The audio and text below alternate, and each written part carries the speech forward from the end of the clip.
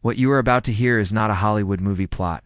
It's a true story. A story about a group of men from a sleepy town in Ohio who looked at one of the biggest banks in California and saw a piggy bank. Youngstown in the early 1970s was a tough town, a place of steel mills and mobsters. And at the center of its criminal underworld was a man named Amil Dinsio. And in the heart of this idyllic community was a brand new branch of the United California Bank. To the residents of Laguna Niguel, it was just a bank. But to Amil Dinsio, it was the perfect target. He had received a tip, a juicy, irresistible piece of information. The tip was that this particular bank held a secret slush fund for President Richard Nixon's re-election campaign. The rumored amount? $30 million. An astronomical sum, even by today's standards. The source of the tip was never definitively proven, but rumors swirled that it came from mob connections who were angry with Nixon. Whether the rumor was true or not didn't matter. The possibility was enough. For Dinsio and his crew, it was the score of a lifetime.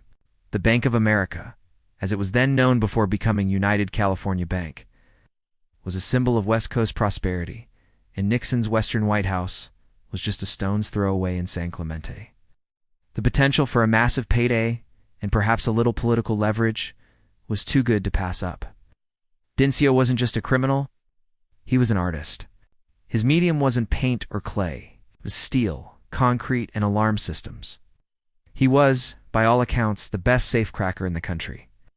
He led a crew of professionals, men who were more like a special operations team than common thugs. His brother, James Dinsio, was his right-hand man. His nephew, Harry Barber, was a skilled technician. Rounding out the crew were Charles Brokel, Ronald Barber, and Phil Christopher. Together, they were a family, bound by blood, loyalty, and a shared talent for taking things that weren't theirs. They didn't have superpowers or futuristic gadgets. They had blueprints, dynamite, and an unbelievable amount of nerve.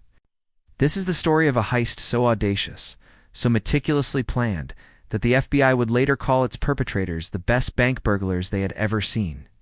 They targeted a bank that held a secret fund for one of the most powerful men in the world, President Richard Nixon. They walked away with millions, leaving behind a vault that looked like a war zone and a mystery that would captivate the nation. But their downfall wouldn't come from a high-tech investigation or a dramatic shootout. It would come from something far more ordinary: a dishwasher, taxicab, and a list of names they never should have written down. This is the incredible true story of the United California Bank heist. Our story begins not in the sun-drenched avenues of Southern California, but thousands of miles away, in the Rust Belt city of Youngstown, Ohio. They had a reputation. They were known for their meticulous planning and their non-violent methods. They didn't storm banks with guns blazing. They waited until the banks were empty, quiet, and dark. They studied their targets for months, learning their layouts, their security systems, and their routines. They were ghosts slipping in and out of vaults across the country, leaving behind baffled authorities and empty safes. By 1972, Amil Dinsio's crew had successfully hit dozens of banks, their confidence growing with each score. They were looking for a challenge, a final masterpiece that would set them up for life. They found it in Laguna Niguel, California. Laguna Niguel was everything Youngstown was not. It was a new, affluent, master-planned community just south of Los Angeles. It was sunny, serene, and seemingly safe. The planning began. Dinsio was a master planner. He flew out to California with his crew, not as shadowy criminals, but as tourists. They rented a condo in Laguna Niguel, just a few blocks from the bank. They needed to blend in to become part of the scenery. They observed the bank for weeks. They timed the guard patrols. They studied the building's architecture. They noted the traffic patterns. He carefully sprayed the sensors with the sound-dampening foam. The bank's electronic watchdog was now asleep. The rest of the crew moved to the top of the vault. This was the moment of truth. They began drilling into the concrete roof of the vault. It was slow, painstaking work. Reinforced concrete was tough, but their specialized drills were tougher. They worked in shifts, the sound of the drilling muffled by the empty building. Finally, after hours of work, they had drilled a series of holes. They carefully placed their dynamite charges, a calculated amount designed to blow a hole in the roof without bringing the whole structure down. They learned everything there was to know about their target. The explosion was contained within the bank, a muffled boom that went unnoticed by the outside world. When the dust settled, they had their opening. A jagged, gaping hole in the top of the vault. They had breached the fortress. One by one, they dropped into the vault. What they saw was a treasure trove. Rows upon rows of safe deposit boxes, thousands of them. They didn't have time to open them all. They had to be selective. They went to work, prying open box after box. They found cash, jewelry, stocks, bonds, and rare coins. The sheer volume of loot was staggering. They worked for hours, filling their bags with the contents of the boxes. They discovered a crucial weakness. The bank's vault was constructed with reinforced concrete, but the roof of the vault was not. It was made of standard concrete, much thinner and far more vulnerable. This was their way in, not through the door, but from above. They needed a base of operations, a place to store their equipment and finalize their plans. They rented a house, a nondescript suburban home, where they could work without attracting attention. It was a 3-day weekend, which meant the bank would be closed for an extended period, giving them the time they needed to breach the vault. The plan was simple in its audacity. They would cut a hole in the roof of the bank, drop down into the building, then use dynamite to blast a hole through the top of the vault.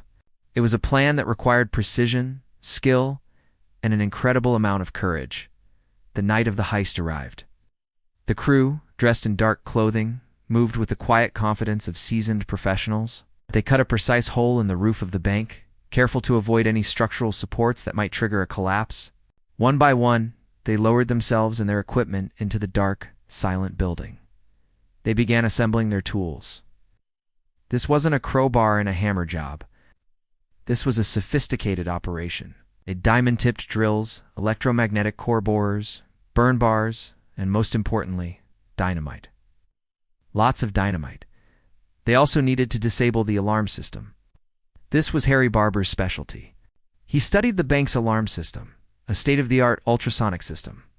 He figured out that he could bypass it by spraying the sensors with a special foam, effectively blinding the system's electronic ears. The date was set. Friday, March 24th, 1972. Once inside, Harry Barber went to work on the alarm system. They cleared the area, took cover, and detonated the charge. They were a well-oiled machine. Amil Dinsio directed the operation, his calm demeanor keeping the crew focused. They worked through the night and into the next day, and the day after that, for 2 straight nights, they ransacked the vault, taking their time, making sure they got everything of value. Because the loot was from private safe deposit boxes, the bank didn't have a precise record of the contents. The fact that the burglars had taken the time to run the dishwasher was bizarre. It was a taunt, a signature. It told the investigators that this crew was arrogant, confident, and had a sense of humor. Then there were the food containers and soda bottles. The FBI painstakingly collected every piece of trash the crew had left behind, hoping to find a clue, a fingerprint, anything. The biggest lead, however, came from the nature of the crime itself. This wasn't a local job. Oh, this was the work of an out-of-town crew. The level of planning and execution was far beyond that of local criminals. The FBI began to look at known professional burglary rings across the country. They started compiling a list of potential suspects, the best of the best in the world of safecracking. Amil Dinsio's name was at the top of that list. The FBI initially estimated the haul at around $3 million, but as victims came forward, the number kept climbing. Some experts now believe the true value of the stolen cash and property was closer to $12 million. In today's money, that's over $80 million. It was at the time the largest bank burglary in American history. The investigation was massive. The FBI pulled out all the stops. They knew they were dealing with a professional crew. The precision of the break-in, the sophisticated techniques used, all pointed to experienced criminals. But they had very little to go on. The crew had been meticulous. They wore gloves, so there were no fingerprints. They were careful not to leave any obvious clues. They were so confident, so comfortable in their work, that they even ate their meals inside the bank, leaving behind empty food containers and soda bottles. They were professionals, but they were also human, and this small act of carelessness would later come back to haunt them. As they were finishing up, they decided to leave a message. It's a small, taunting gesture to the authorities. They ran the bank's dishwasher, loading it with the dirty plates and utensils from their meals. It was a final, defiant act. They were proud of their work, and they wanted the world to know it. Then, just before dawn on Monday morning, they were gone. They loaded their loot into a car and drove away, disappearing into the California morning. They had pulled it off. It's a perfect crime. Monday morning, March 27, 1972, the employees of the United California Bank arrived to open for business. They unlocked the doors and were met with a scene of utter devastation. The air was thick with dust. Debris was scattered everywhere. A massive hole gaped in the roof and the vault. The vault was a disaster zone. The door was still locked, but the hole in its roof told the story. Panic set in. The police were called, and soon the FBI arrived. The scene was unlike anything they had ever encountered. The scale of the burglary was breathtaking. The initial estimates of the stolen goods were all over the place. They had made mistakes. Small, seemingly insignificant mistakes. The first clue was the dishwasher. The FBI in Ohio was alerted. They began to look into the Dinsio crew's activities. They discovered that several members of the crew had been away from Youngstown around the time of the burglary. They descended on the house, hoping to find evidence. And they found it. The house was clean, but not clean enough. They found traces of concrete dust that matched the concrete from the bank's vault. They had returned home as heroes in their own world. The defendants, confident and defiant, pleaded not guilty. Their defense was simple. They claimed they were being framed by the FBI because of their reputation. They argued that the evidence was planted, but the jury didn't buy it. The fingerprints, the list, the sheer weight of the evidence was too much to overcome. Amil Dinsio and his crew were found guilty. They were sentenced to long prison terms. The mastermind, Amil Dinsio, received the longest sentence. The best bank burglars in the country were now behind bars. They had pulled off the impossible. They began to spend the money, buying new cars, lavish homes, and expensive jewelry. They thought they had gotten away with it. They were wrong. The FBI began making arrests. One by one, the members of the crew were taken into custody. The evidence against them was overwhelming. They were charged with bank burglary and conspiracy. They found scraps of material that matched the foam used to disable the alarm system. But the most damning piece of evidence was found in the dishwasher. The crew had run the dishwasher, but they hadn't wiped it down afterwards. The FBI was able to lift several clear fingerprints from the dishes and silverware inside. Fingerprints that matched the members of the Dinsio crew. It was circumstantial, but it was a start. The real break in the case, however, came from a completely unexpected source. Taxi driver. The crew had made a list. A detailed list of all the safe deposit boxes they had opened, and a tally of the cash and valuables they had taken from each one. They had also made a list of their expenses for the trip. And, incredibly, they had written down the names of everyone involved and their share of the loot. They had left this list in the rental house. It was a rookie mistake from a crew of seasoned professionals. A mistake born out of arrogance and a belief that they were untouchable. With the fingerprints, the taxi driver's testimony, and the incriminating list, the FBI had everything they needed. The net began to close on the Dinsio crew. The crew had used a local taxi service to get around Laguna Niguel during their planning phase.